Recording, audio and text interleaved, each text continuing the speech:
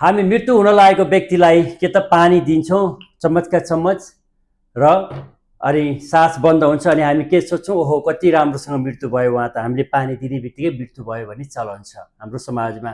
तर त्यो गलत हो। किन भन्दा जब व्यक्ति बेहोस भइसकेपछि सास अन्तिम चरणमा के त हामीले जब पानी हालिदिन्छौँ मुखमा र त्यो पानीले गएर सास फेर्ने नलीमा गएर के त ब्लकेज गरिदिन्छ, रोकिदिन्छ हावालाई, सासलाई, र के हुन्छ सजिलैसँग मृत्यु हुन्छ।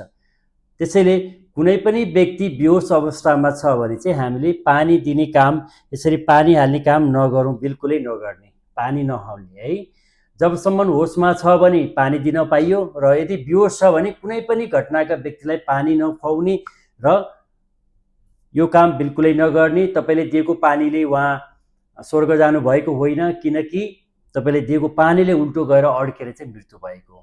त्यसैले आज नै तपाईँहरूलाई यो काम चाहिँ सबैलाई यो सूचना, यो जानकारी हरेकको घरमा पुग्न जरुरी छ। सबैलाई जानकारी गराउन अनुरोध गर्दछु। धन्यवाद।